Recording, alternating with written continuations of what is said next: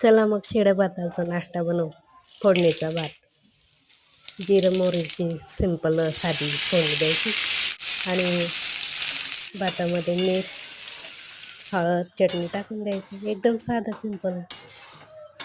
तेलामध्ये फक्त जिरं मोहरी तडका देऊन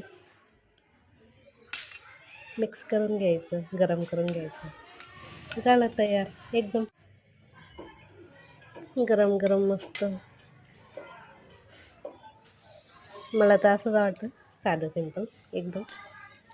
चला मग या नाश्ता करायला.